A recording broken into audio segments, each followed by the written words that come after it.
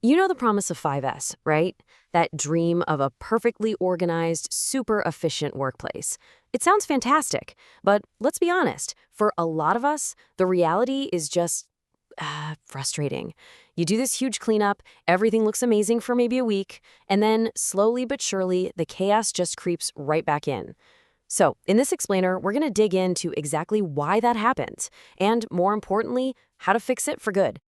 So let's just start with the big question, the one I'm pretty sure everyone watching has asked themselves. Why don't these efforts ever seem to stick? You know the drill. You spend a whole day, maybe an entire weekend, sorting, shining, getting everything just right. The place looks brand new. But fast forward a month, and it's like it never even happened. And look, it's not because you didn't try hard enough. The problem runs a lot deeper than that. And this right here, this gets to the absolute heart of the issue. The reason all that hard work disappears is because 5S isn't a one-time thing. It's a system. And this image of the chain, it's the perfect way to think about it. A chain is only as strong as its weakest link.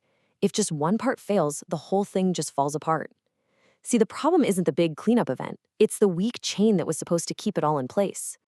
All right, so if the problem is a broken chain, then our first job is to figure out where the cracks are. Let's dive in and really diagnose the specific points of failure, those common weak links that cause even the best 5S plans to fall flat on the shop floor. Here they are, the four most common culprits highlighted right here as the breaks in our chain. You've got no daily discipline, no area owner, this idea that 5S is just about cleaning, and finally, a lack of practical training. Now, these aren't four separate problems. No way. They're all connected and they all feed into each other. So let's break them down one by one. First up, and this is probably the number one killer of any 5S effort, no daily discipline. A huge cleanup once a quarter or once a year might feel productive, but it's just a temporary fix. Without those small, consistent daily actions to keep things in order, things will always slide back to chaos. It's like thinking you can get in shape by having one monster workout session once a year. It just doesn't work. Okay, the next weak link is a classic. It's the tragedy of the commons, right on your shop floor. When a work area belongs to everybody, it really belongs to nobody. There's no single person who feels that pride, that sense of ownership, or that responsibility to keep it right. So without someone who is clearly the area owner, things just slip.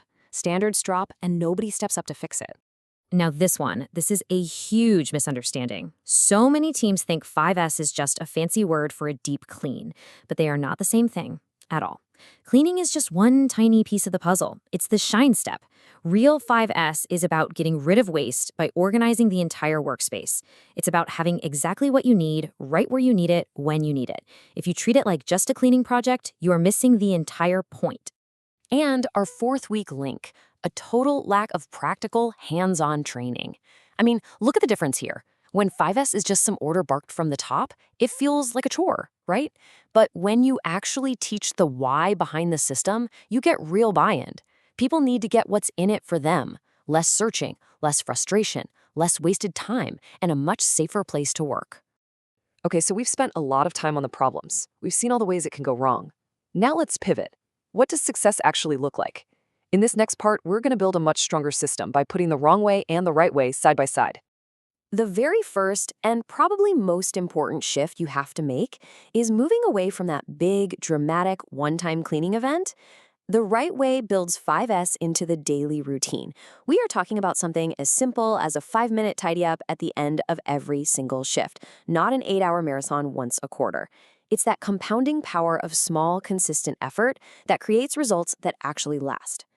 Next up, you can't hit a target you can't see. The wrong way fails because there's no standard. Clean means something different to everybody. The right way establishes standard work. That's a clear, usually visual, guide for what that area is supposed to look like. This gets rid of all the confusion and gives everyone a clear, achievable goal to hit every single day.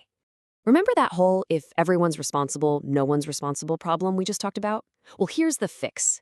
Instead of that vague, shared responsibility, a successful system assigns clear, unambiguous ownership.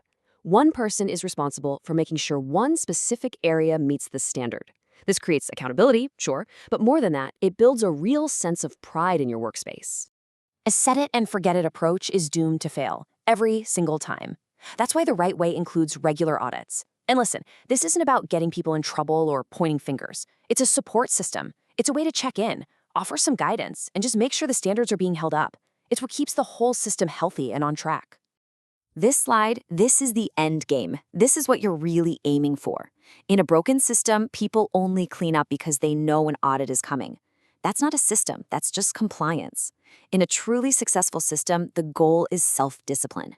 The team keeps the standard because that's just the new, better way of working. It's a massive cultural shift from I have to do this to I want to do this. So let's put all these pieces together. What is the big takeaway here? How do we make sure that the chain we're building is actually strong enough to last and doesn't just snap? Let's sum it all up. At the end of the day, making 5S work isn't about working harder or adding more to everyone's plate. It's about working smarter. It's about creating a fundamental shift in your culture, one where every single person feels a sense of ownership over their space and has the discipline to maintain it just as a normal part of doing their job. And that brings us to the final question, one I want you to take back to your own team. Thinking about these 4 weak links, the daily discipline, the ownership, understanding the why, and the training, which one is holding